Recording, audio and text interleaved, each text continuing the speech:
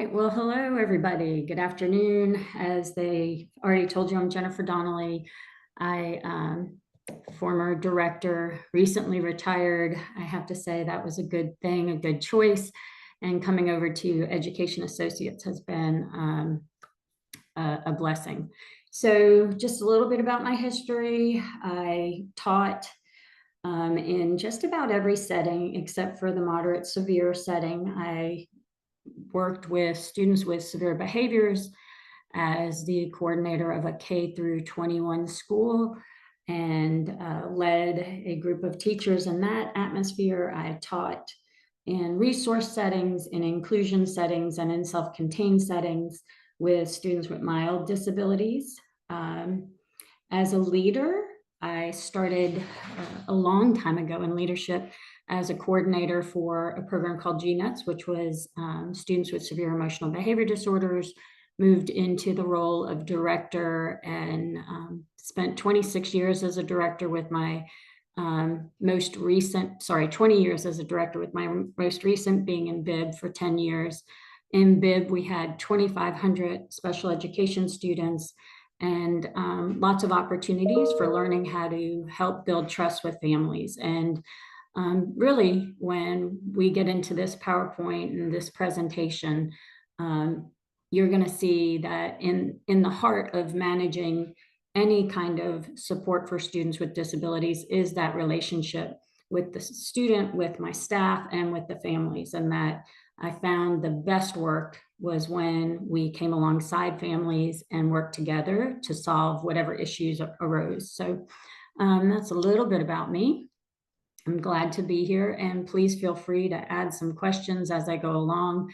I am not the only expert on this team. I can see there are people from all over the country that have educational expertise and probably some knowledge about building trust with families.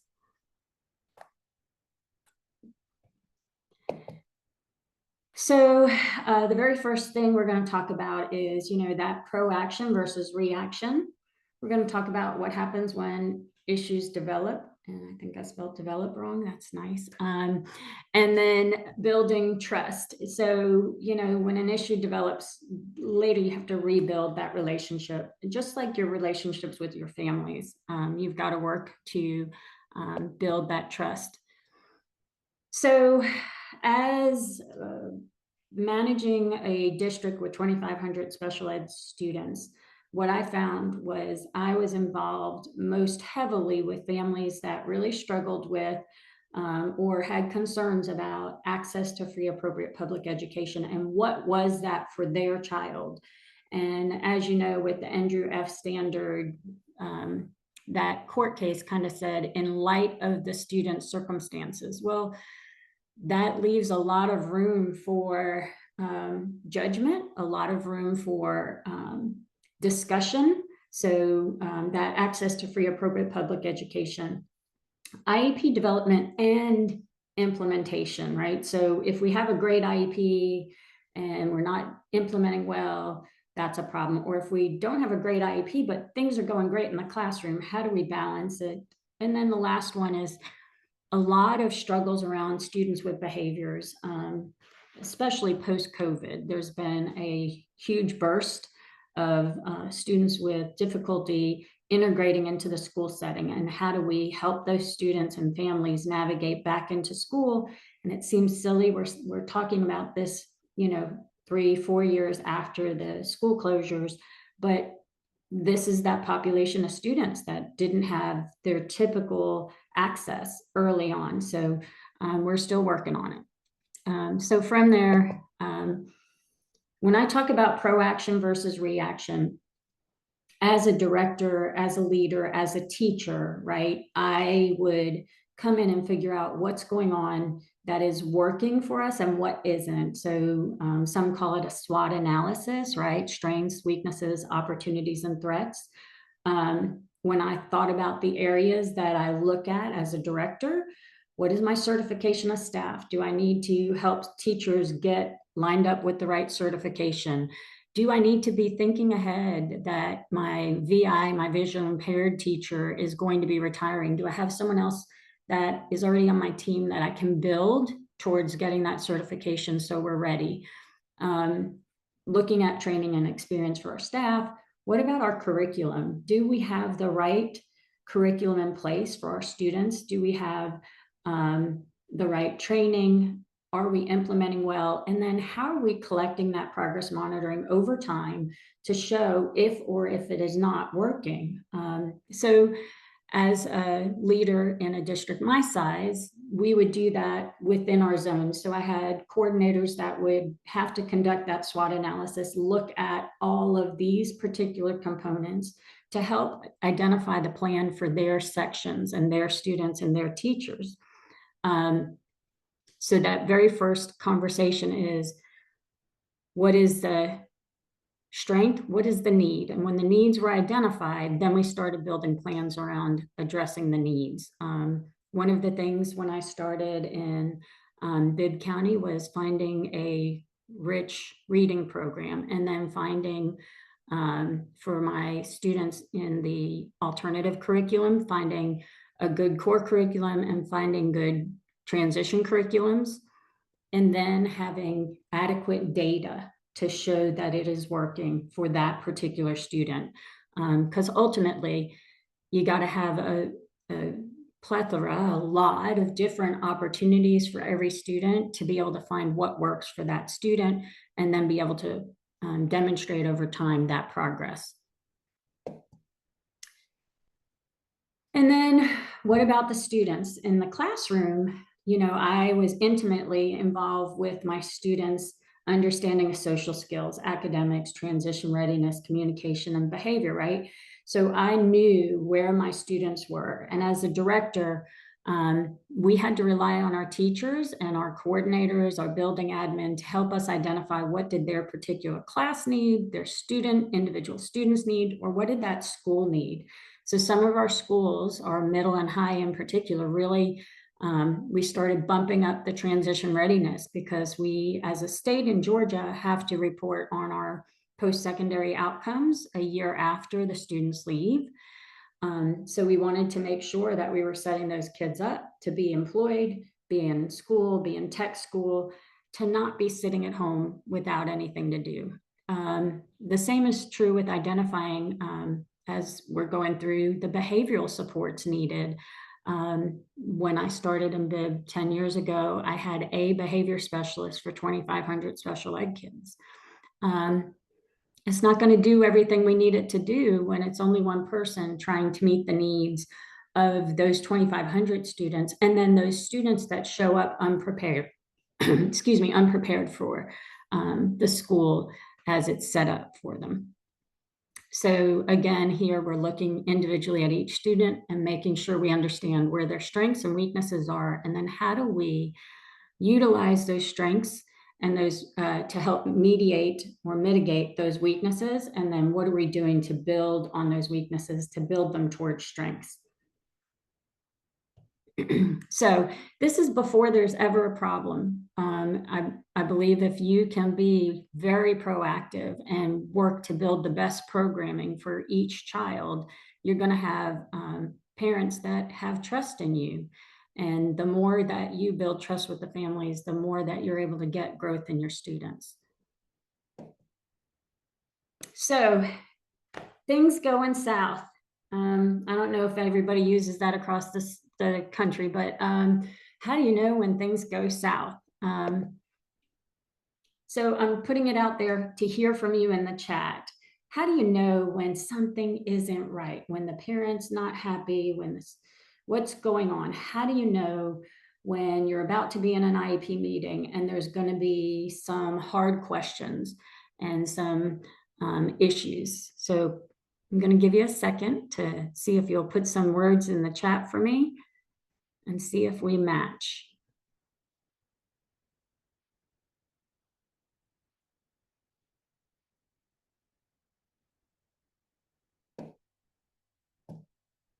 Anyone?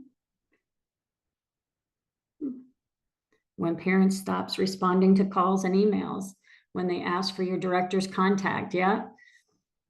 Communication that's not occurring.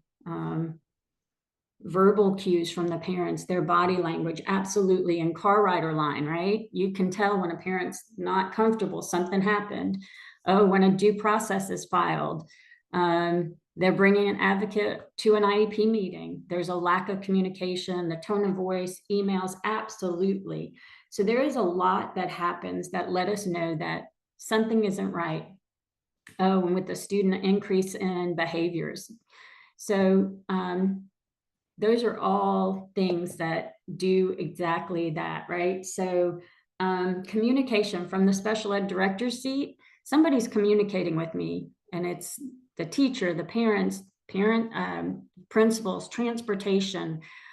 Somebody reaches out somehow, or someone shows up at a meeting and we didn't know about, an advocate or a lawyer. And let's be clear, those things can be good, all of that. It's stressful, right?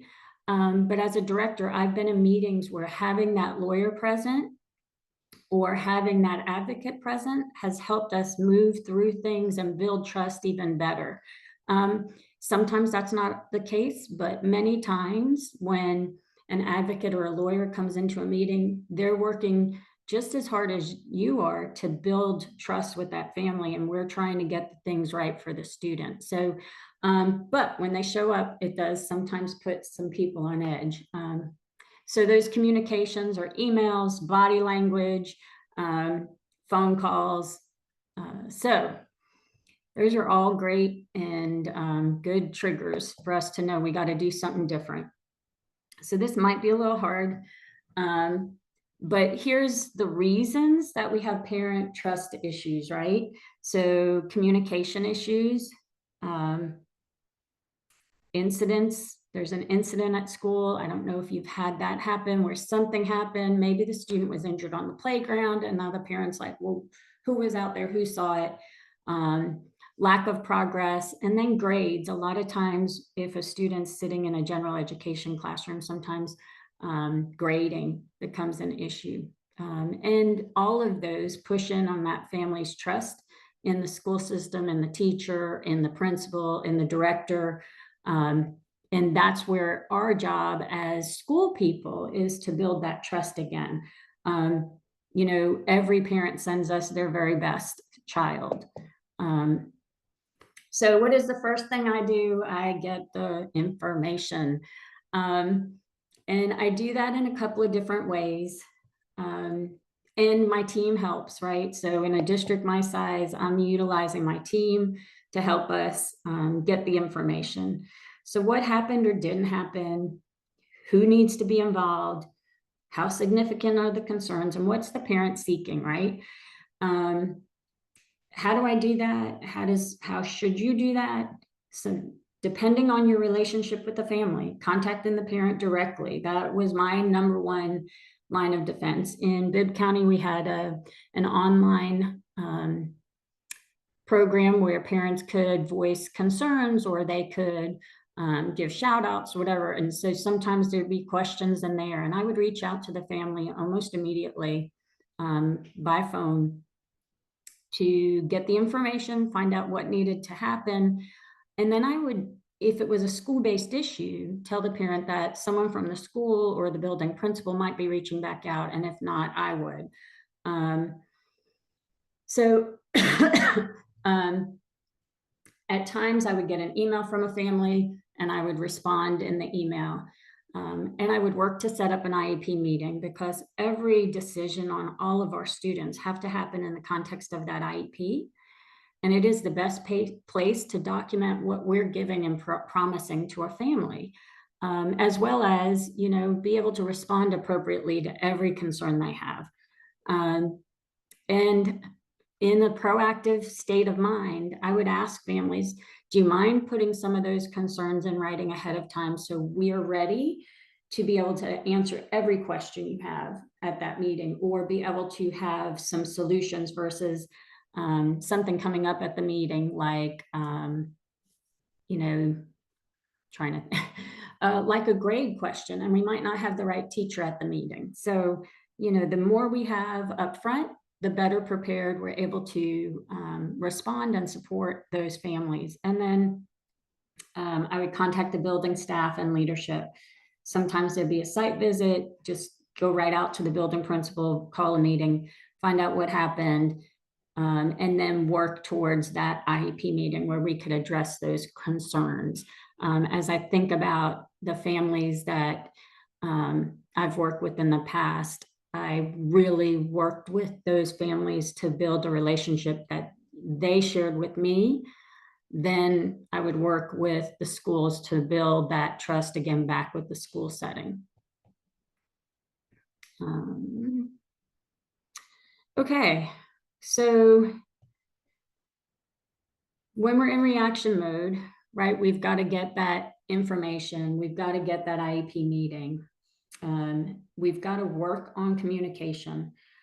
That trust issue doesn't go away without building communication and being consistent in that communication. And then working to set a follow-up meeting and create an internal plan for implementation. I feel like I missed a slide. Okay. So most of you have probably heard of Stephen Covey. I use some of his stuff when I'm working with teachers and families because it all makes sense when you're working to build trust. So seeking that win-win at the end of that IEP meeting, it isn't about me. It's not about the parent. It's about the student, right? So bringing the focus of the meeting to the student needs, and we work to focus back in on that. So prior to the meeting, I might meet with the school team in advance and fill in the gaps or corrections prior to the meeting. I've had situations where an SLP, a speech language person, or an OT missed some services and the parents were mad about it. In a district where there's 2,500 kids, sometimes I didn't know all of that. And we would then go back and, okay, can you catch up some of those services prior to the meeting so that we have more data, so that we can get building towards catching up. That's what I mean by filling in the gap. If the parent has concerns about grades and we see that the student's missing a lot of assignments, can we send an information sheet to the parent that says, hey, here's why his grade is low. We're missing 4 out of the 10 assignments this semester. Here they are. When he brings them in, we'll be moving towards filling in the grades. But anything you can do prior to again, show the family that you really want what's best for the child, that's always going to support that win-win. And setting the tone for solution finding, as opposed to defensive-ness. Many times when a parent is upset, something's happened, and they start asking questions, we have 2 ways to respond, actually many ways to respond, but we can either come alongside and help support the family. We can be defensive, and we can throw, as we say, you can throw gasoline or water.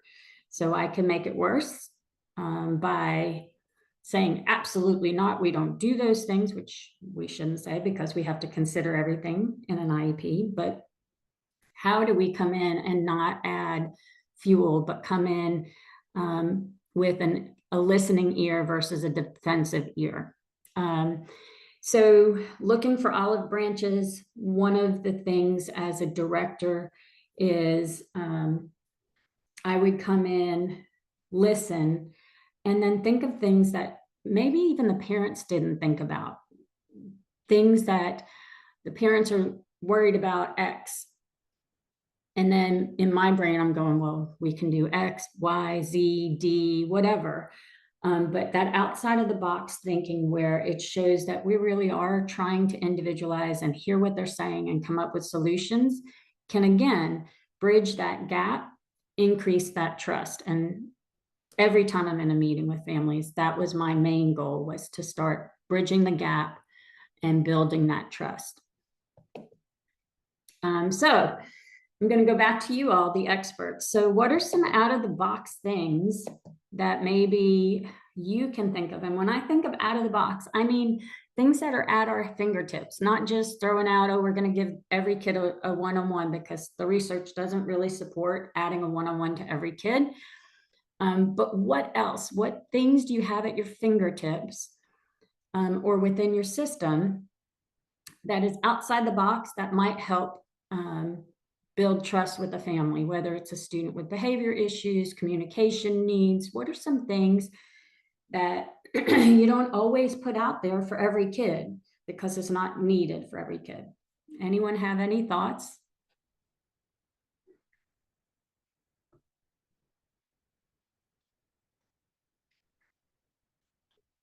And while I'm sitting here, I'm looking at the chat. We have some Leader in Me schools. We were a Leader in Me district in Bib, and a listening ear instead of a defensive ear, absolutely. So anybody have some out of the box solutions for students? Things you do.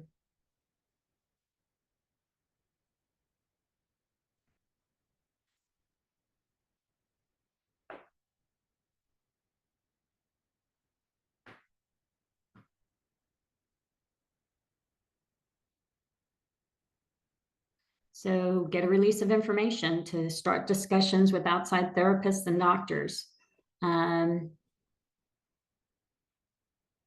Find helper jobs for students that have some behavior or attention-seeking behaviors so that they get some good, positive praise. That's a good one as well.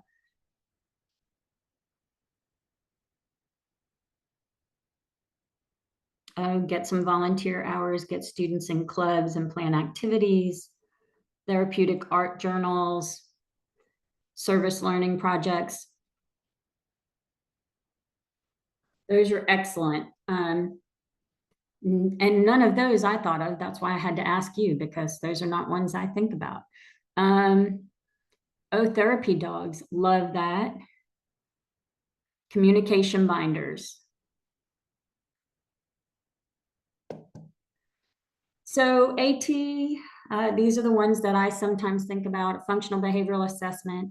I did have 7 behavior specialists when I finished my career in Bibb County. So we utilized our behavior specialists to do observations, or we would do functional behavioral assessments. Sensory inventories. We have a lot of students showing up with sensory needs. In Bibb County, I work to get sensory classrooms in every building. We offer parent training. Sometimes the parent doesn't know how to use Remind, the application that we use for communication. Sometimes we had a behavior plan that was working at school, and we hadn't shared with the family how to implement that in a home setting. And then, of course, we could offer some evaluations if that's what was needed. But there's always things that we can do within a school day that might bridge the gap, help with that student, provide another layer of support. I think we got a question on the front end from someone about managing behaviors, difficult behaviors in a FAPE setting, meaning, who's FAPE counts more, the student with behavior issues or the student without. And they all count the same.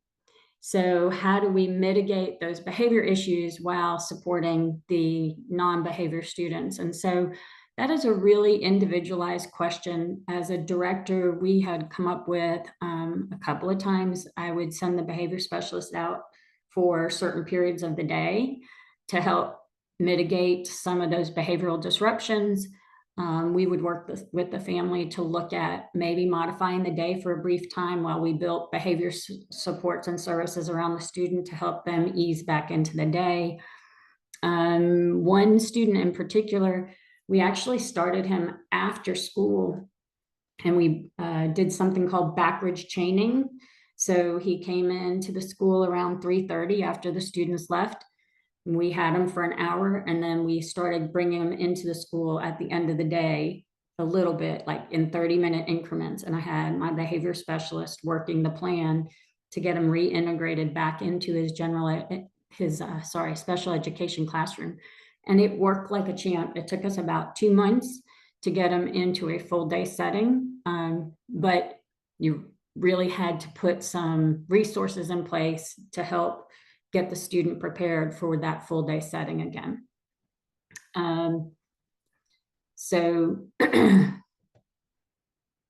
someone put in here about we pair up male teachers with male incarcerated individuals and female with female teachers. Yeah. We also had a question about the incarcerated youth situation in Georgia. About 5 years ago, there became this huge push for school systems to provide services for students with disabilities that were in adult jail, in local jails. And we really had to work collaboratively with the jailhouse to get our teachers access. So we had to provide the IEP services. So we worked really hard to identify how that was going to happen, who was going to implement it, and then how the jail was going to support it, because bringing my teachers into the jail, we wanted to make sure there was safety and security. And so we had to do a lot of things to build a process for those students. So I hope that answered that question. So moving on to the next thing that we work on is, and throughout you've heard me say, build trust. Without trust, you're always going to have a struggle with the family and the student. So building trust is critical for that growth to happen for the student and for the family to come alongside and support what the school is doing. So typically in an IEP meeting, before the end of the meeting, I start talking about communication and what does that need to look like? Because it can't be a detail minute by minute what happened for the student every day. And I've had some teachers that, just script out the day, and I'm like, you can't do that for 15 kids. So let's talk about what we can do and how do we make it uniform? How do we make it so it meets the needs of the family?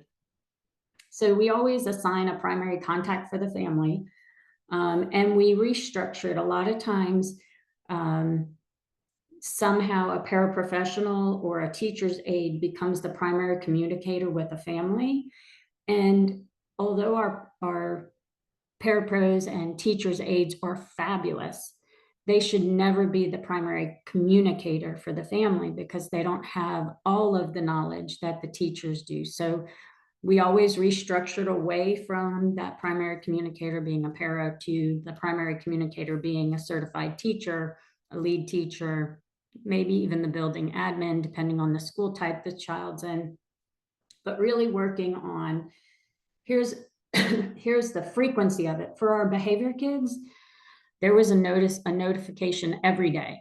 This is where they were on their behavior plan every day. For our kids that we were struggling with just getting work completion, that might have been at the end of the week, the parents got an update of here's the assignments that were done. These are the ones that haven't been completed. You can find those assignments in Canvas, blah, blah, blah, blah, blah. So setting up that primary communication and the frequency of it and the method, right? So if you don't plan, you will not implement. So I believed in setting up every detail of that. And then where would my teachers document it? So we utilize a program called Infinite Campus. There's a contact log in Infinite Campus. So they would send the note home every Friday, and there'd be a corresponding documentation in the communication log. So I could look from anywhere in the district, are we keeping up with that plan? Because if we promise something, we should follow through. And if we didn't follow through, we should have a rationale and reason why. And in the best laid plans, things can go wrong. We have teachers that are sometimes get sick and they're not in on Friday. So that documentation can go home that Friday. It's going to go home Monday.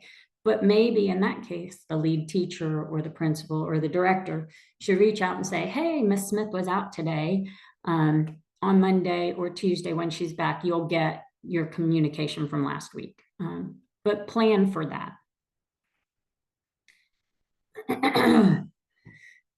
IEP implementation fidelity meeting. So prior to the end of a meeting, I work to schedule the next meeting with the family and whoever the family brought. Because if we don't, then we forget to meet. And it's important. We scheduled this meeting to make sure we were setting things up for success. Now we want to have a meeting 6 weeks, 8 weeks out to see how's the plan going. Is it progressing? Is it working? Did we get the things done that we said we were going to do? If we said we were going to do a sensory inventory, did that get done? What were the results? What about his behavior? Are we seeing improvements? Do we need to tweak the IEP? So always setting up that meeting prior to the end so that your families know, hey, this isn't over. We're coming back to the table. And I always tell the team at any point between now and that 6 to 8 week meeting, we can schedule another meeting if that's what's needed because something changed. Students are people. Things change, students change, behaviors change.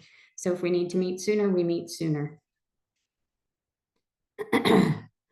We always reviewed all decisions and dates for the implementation. So many times, if we were doing an FBA, we would say the FBA is going to happen between these dates. And we'd ask the family, if they were going to be out any of those things to tell us ahead of time so we were better prepared for managing that. And then I would work to send emails prior to getting up to whoever needed to be a part of the next meeting and whoever needed to do something between that first meeting and the next meeting. So if I needed a speech language evaluation, there would be an email out to the SLP by the case manager, my coordinator, or myself, just to make sure that we were staying on top of whatever decisions were made in that meeting. Because again, if we're doing what we say we're doing, we're building trust. If we drop the ball, can we still build trust? Yes, but you got to be able to have that very clear and open communication with transparency. Hey, I had a parent ask, what's going on with the seat? Back in December, you said we were getting this special seat. So I'm in the meeting, like, where is the seat? And my secretary's like, we put in the order with Amazon in December. It's still not here. And Amazon's tracking says it's going to be another 2 weeks before we get it. So I was able to tell the parent, we ordered, there's a backup, but transparency. And then we had, with some of our more interesting cases, internal implementation plans. So I would have a checklist, meet with the building principal, the AP, the coordinator, each case manager, the SLP, OT, whoever it was, and we'd go down the list, meet with the gen ed teachers. Here are the accommodations for this student. Make sure you know how to do that. Here's how we're documenting it. So that, again, we were able to monitor for fidelity of implementation, fidelity of instruction, and we were able to have that data to share with those families at the next meeting or before. If our communication plan said we were going to share it weekly, they had that access. And then if there was training needs, in many cases, we needed to train somebody, something, whether it's we need to train people on de-escalation, we need to train people on implementing accommodations for students with autism in a general ed setting, then we set those things up. And anything else that was needed was documented on, typically I would have a checklist, an Excel document, and then teachers would sign off and we would come back and monitor. So I would go out to the school, and many times I would just find a location and be available for an hour every other week or weekly, depending on the student, the case, depending on my schedule, where the teachers could come in, ask questions. I would seek the data that they were supposed to provide me so that I could be part of that. And if it wasn't me, it was the zone coordinator. But we would schedule those, the team would know, so that I could build trust with that team as well. Because again, this is a focus for the student, And the more I'm involved, right, with that particular student and that student's needs, the more I'm building trust with the faculty and staff as well as the family.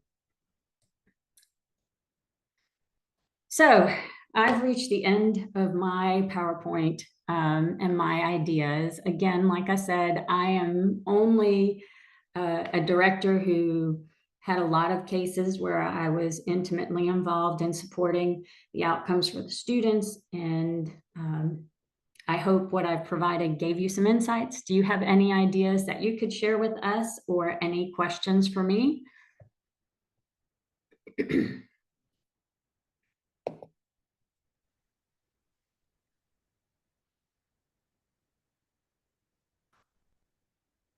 Great talk, Jennifer. Really great and useful information. Absolutely. I mean, just I really loved how you asked for other people in the chat to share Mhm, what they thought of, and it wasn't what you mhm, thought of. mhm, I think that mhm, really just goes to show, like, if we can brainstorm together solutions, and mhm. ideas, then it really, um, we can all do better because we Yeah, all come up with different yeah, ideas. yeah, for sure.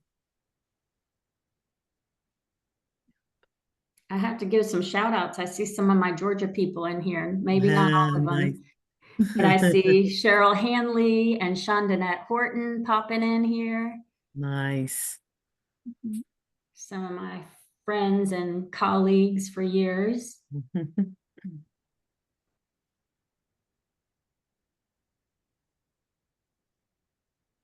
not seeing also like the internal checklist. I'll be a new SPED director next year for a handful of charter schools. Some of those schools have only 1 or 2 kids, so they don't have programs built. Mm, Did you ever recommend that a student attend a different school to meet their needs? Um, so you have to be really careful as a special ed director because we're supposed to offer a full continuum. There are times in our continuum in Georgia where there are other schools that we recommend, like our GNUTS program, where Ms. Shondanette mm, Horton is an assistant director.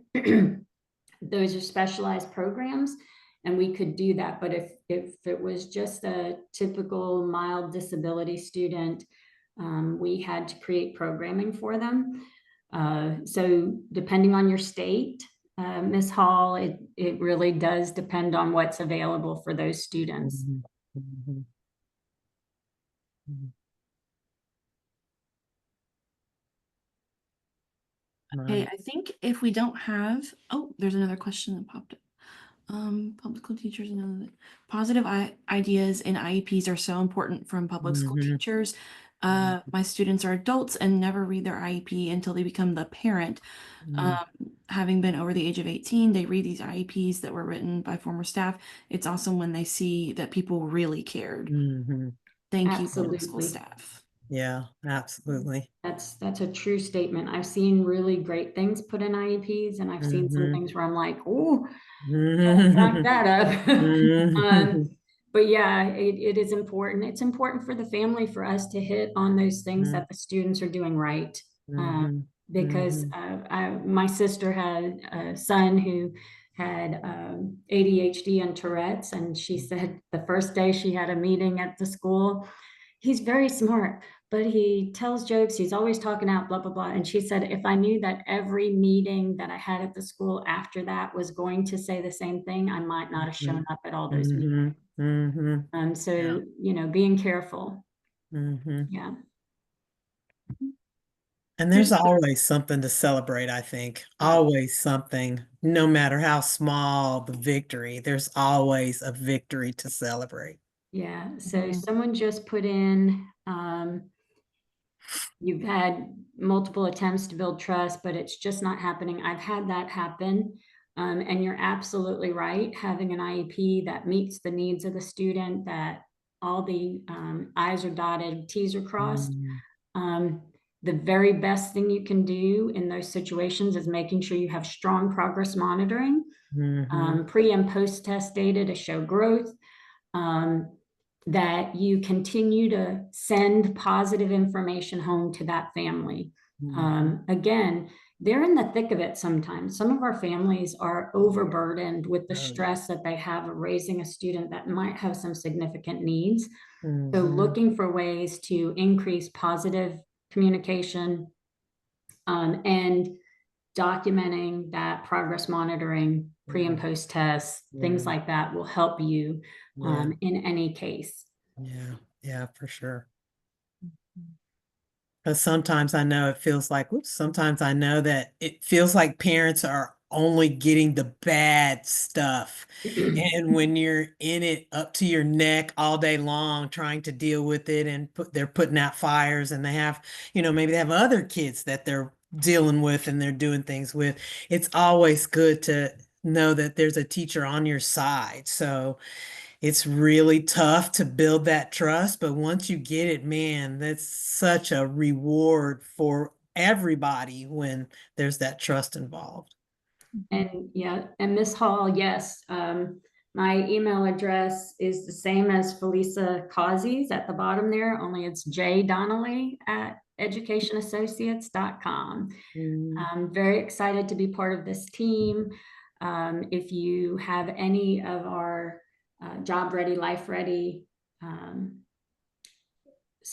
curriculum, it's fabulous. As Felisa said, it's growing, it's getting stronger and better. We're looking for new ways to build for you and for your students.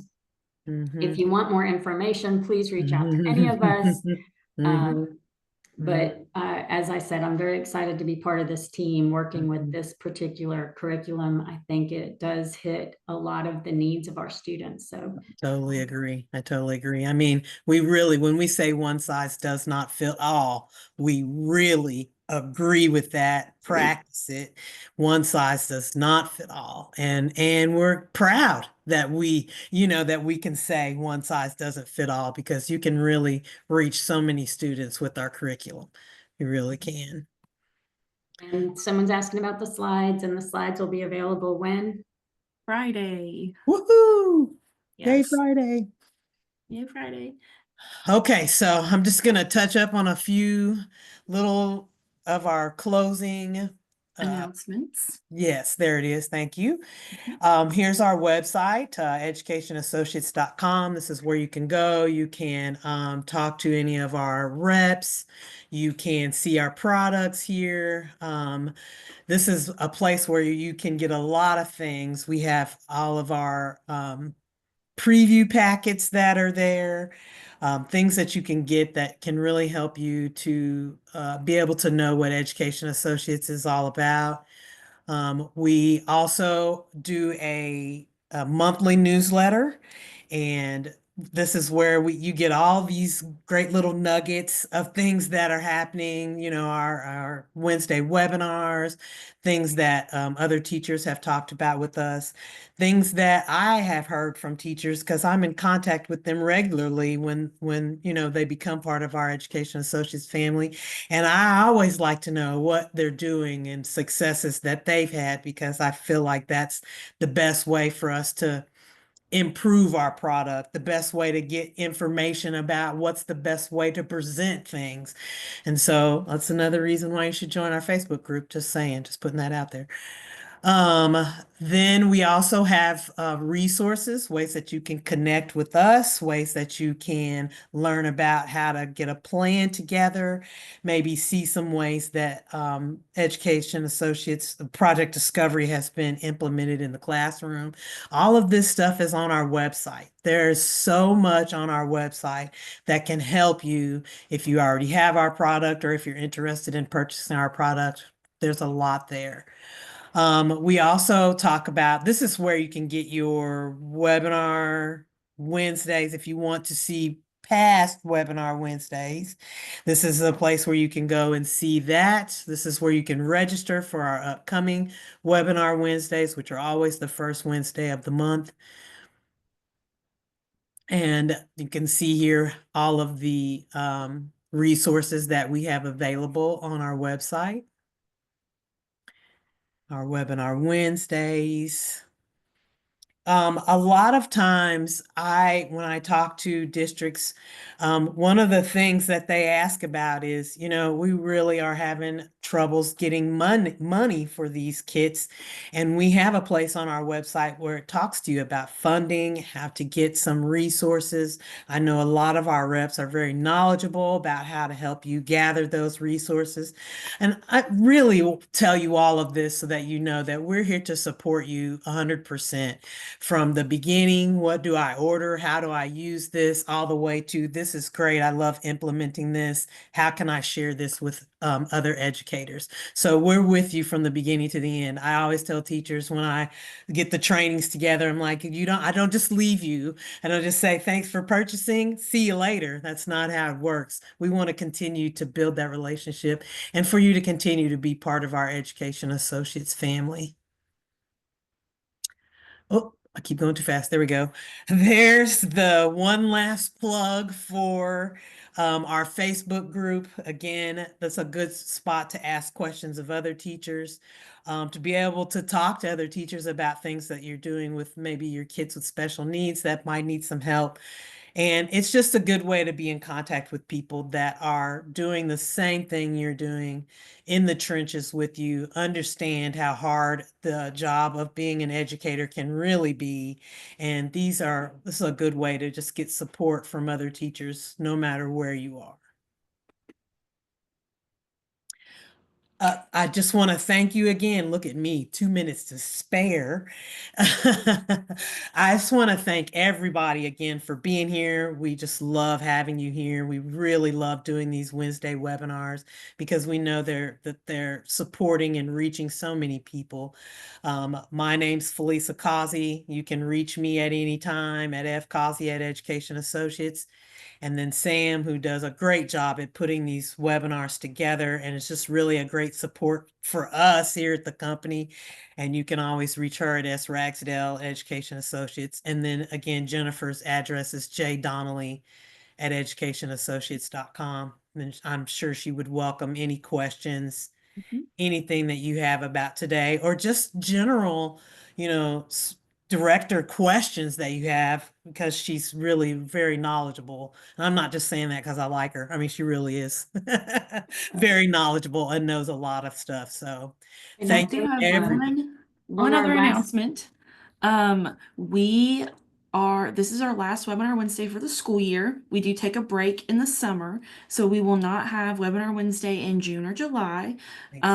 So just make sure that you keep your eye on your inbox and subscribe to our newsletter so that when we come back in August, you'll be sure to get the invite for our August webinar Wednesday. So just want to let you know that if you're looking for a June or July webinar Wednesday, we're not doing those. We're taking a break for the summer.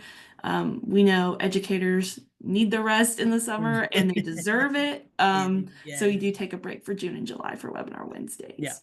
But you can always reach out with questions, no matter what. Yep. And if you have questions about kits or anything like that, Jennifer and I would be glad to help. Doesn't matter, June or July. I mean, teachers get a break, but we're still working hard at it, trying to make sure that when you come back at the beginning of the year, I know Jennifer and our focus is really trying to get updates going and get things really prepared so that when you come back at the beginning of the year, we've got some fresh material for you. Yep. But thank you everyone for coming to our webinar Wednesday. We're right at a little after 3 o'clock. So thank you all for joining us. Like we said, a link to the recording and the slides will be available on Friday. That'll be hitting your inbox.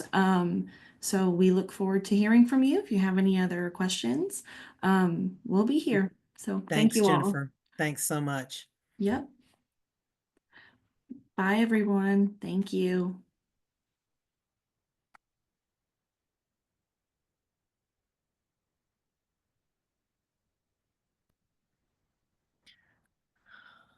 Okay, let me stop the recording. All right.